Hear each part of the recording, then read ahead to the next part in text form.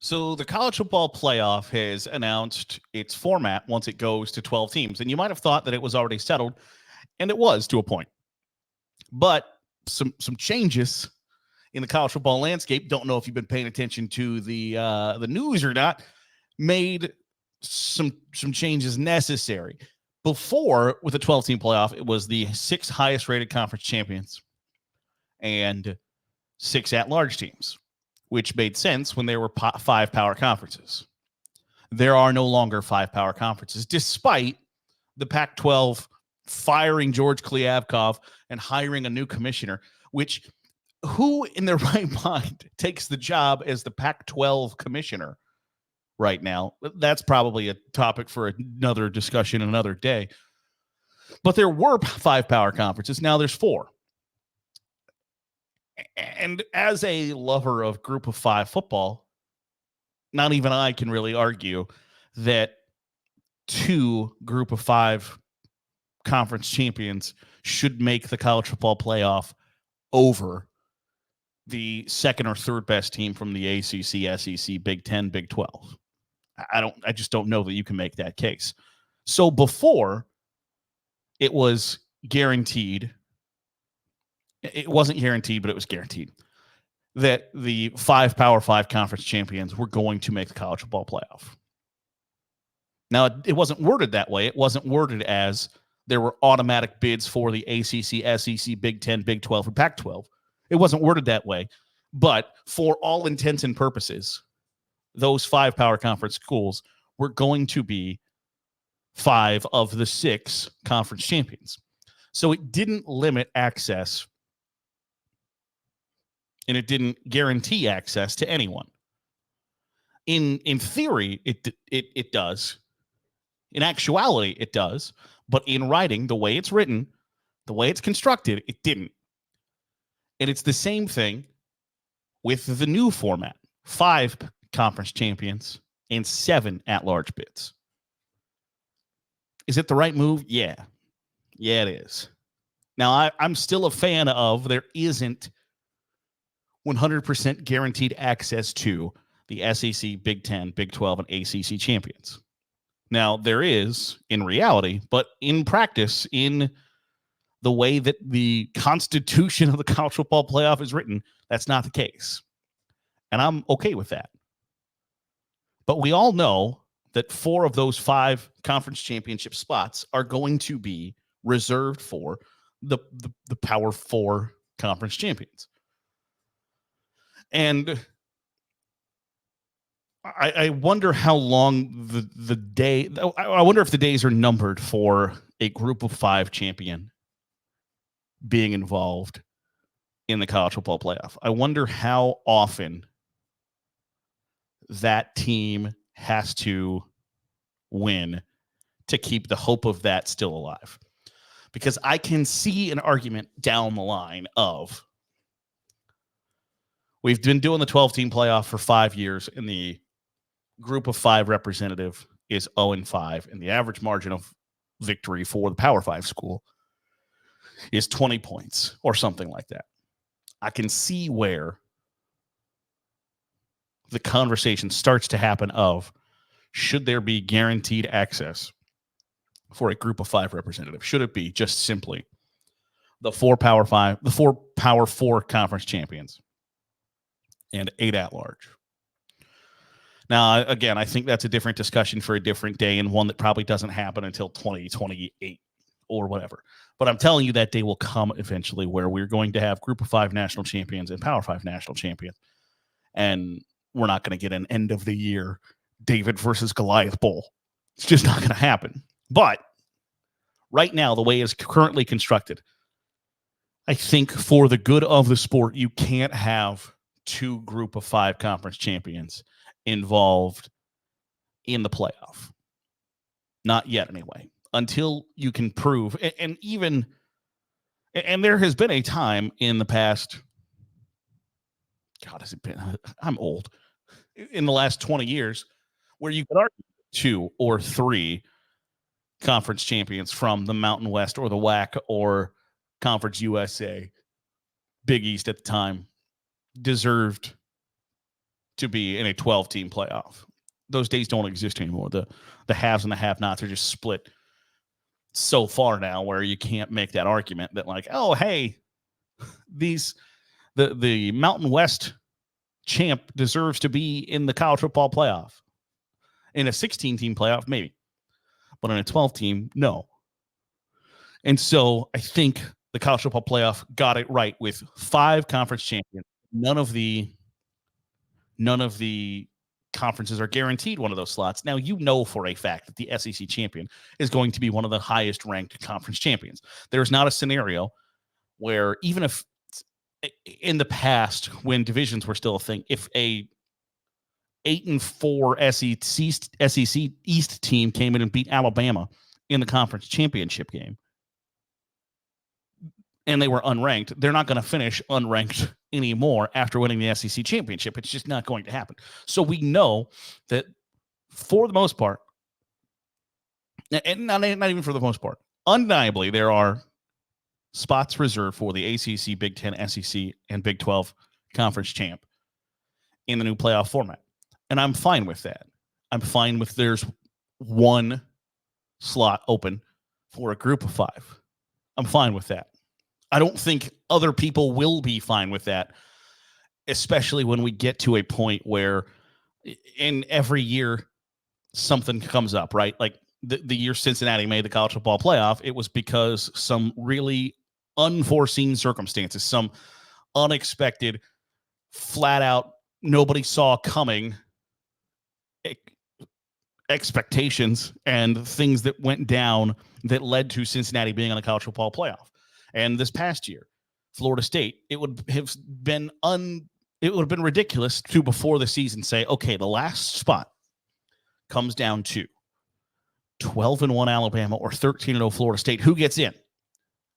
On the surface, that is a ridiculous argument to make, but in context, wrapped in the reality of the situation, it's not ridiculous. So things happen. But I'm just foreseeing a situation where a 10-2 group of 5 school makes the college football playoff, while an 11-1 ACC Big 12 school doesn't make the college football playoff because we had to jam in the group of 5 conference champion. And I think all hell might break loose. So I know that the way it is constructed right now works for right now on the surface. But when you put it into practice, things you don't foresee pop up. And things that you don't think are going to be issues become issues. And when the college football playoff moves at the speed of smell, they do not get things done quickly, to the point where ESPN is basically telling them, like, figure your stuff out, or we're going to pull our offer for an expanded college football playoff, and we're the only one that made an offer. So I think, and part of this, I think, is TV driven, right? Because as part of, and we talked about it yesterday, that college football has sold its soul to the TV devil, that in ESPN's eyes, do they want Liberty in the college football playoff, or do they want Auburn? That's a pretty easy. You want Air Force, Wyoming, San Diego State, or would you rather have Michigan State or Florida or Oklahoma State? It's a pretty easy answer for them. So they don't want another of the 12. They don't want 2 of the 12 spots reserved for I'm sure in their eyes, a no-name level taking up one of the 12 spots, let alone 2. They don't want 2 of them. They want one of them so they can benefit from the Cinderella story, right? That if Tulane can get a victory over Penn State in the first round or USC in the first round, and then you get to tell that story for a week, the underdogs, that nobody believed in us, and here they are taking on the juggernaut. You want that story. It's what happens in March Madness, right? We get enthralled with the Dunk City, Florida Gulf Coast team, or the Fairleigh Dickinsons, or whoever the case may be. It's what makes the sport fun, the tournament fun, is that anybody can beat anybody at any given time. Now, in college football, it's not. I don't think it's that wide open. But the way it's constructed right now, from a strictly on the field product, I think works pretty well. From a TV aspect, which I think you have to consider, because the college football playoff is pretty much a made-for-TV event masquerading as a tournament to decide who the best team in college football is. From a TV product, you want one spot reserved for a potential Cinderella, a potential David versus Goliath matchup. But you also don't think that team's ever actually going to win the national championship. You don't think that they're going to pull off a couple of upsets over and over and over again each and every week. So I think the way it's constructed right now works. Now, I reserve the right in 3 years to go, oh, you know what? This sucks, actually. I hate it. But I think on the surface, the way it's put together right now, today, on February 20th, I think the college football playoff got it right. And it's not going to be popular in the MAC or the Sun Belt or the Mountain West or Conference USA and the American that only one of the slots is for them.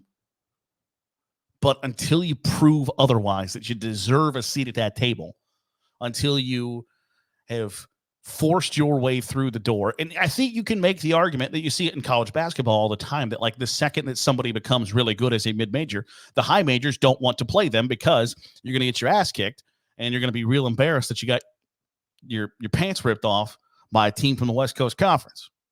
So it's kind of a double-edged sword there of the idea that if a school from the MAC or the Sun Belt or Mountain West or Conference USA can get really good, that nobody then wants to play them.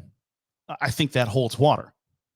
But until you force your way through that door and make it undeniable that you deserve a seat at that table, I think it's hard to angle for Group of Five schools to say, damn it, we are on the same level as Alabama, LSU, Oklahoma, Texas, Georgia, Florida, Ohio State, Notre Dame, Michigan, USC, Clemson, Florida State. I don't think you can make that argument. And until you can make that argument and it's undeniable, I think it's a hard spot for people to hold a soft spot for you of like, oh, you know what? Damn it, give Central Michigan a chance. Like, it just doesn't. When push comes to shove, do you want to see the best of the best of the best? Yes.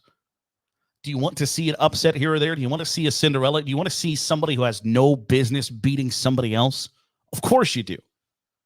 But the longer you go into that college football playoff, the more you just want to see the best teams play the best teams. And unfortunately, in the sport, it's one of the only sports that you don't get that in the regular season. You don't generally get to see best on best week after week after week. There are still some dog babies of weeks where you're looking around for like, okay, what are we going to talk about this week? Because South Carolina, Alabama don't get it done. And so when you get that, it's rarefied air in college football. That's what you want to see when push comes to shove, and it's the most important time of the season. So until those Group of Five schools can pound the table and say, look at our results, look at what we have done. And it's even gone away from that in the bowl season, where there used to be bowls of MAC versus Big Ten and SEC versus Sun Belt or Conference USA versus Pac-12 or whatever. And that doesn't really happen anymore because the Power Five schools lose to a Group of Five school, and all it does is create questions and problems. So they tell the bowl tie-ins, hey, we don't want to play Group of Five schools anymore. And the bowl tie-ins are like, that's great because the Group of Five schools don't have the fan bases the Power Five schools do, and all we're trying to do is embezzle money and launder money and all that stuff. All they're trying to do is sell tickets and launder some money. So they're A-okay with, rather than having a 10-2 MAC school, they would take a 6-6 SEC school every day of the week. And so you've got those matchups, for the most part, completely abolished as well. So you'll still get every once in a while that David versus Goliath opportunity. And if David can pull off a win or two, it's going to go a long way in helping out the other Davids around America. But at the end of the day, you want to see Goliath. You want to see Goliath versus Goliath for the title. And that's pretty much how this sets up. And it guarantees almost that that's what you are going to see. And ultimately, is that what's best for college football? I think so. That'll do it for today's episode of the Daily Huddle. Appreciate you making us a part of your day, however it is, wherever it is you're doing so. If you're watching on YouTube, hit the subscribe button. Make sure you're getting all the great college football content that we are pumping out here on Saturday Glory. If you are listening on a podcast feed, drop a 5-star review. Goes a long way in helping out the channel. Back at it tomorrow here on the Daily Huddle with Saturday Glory.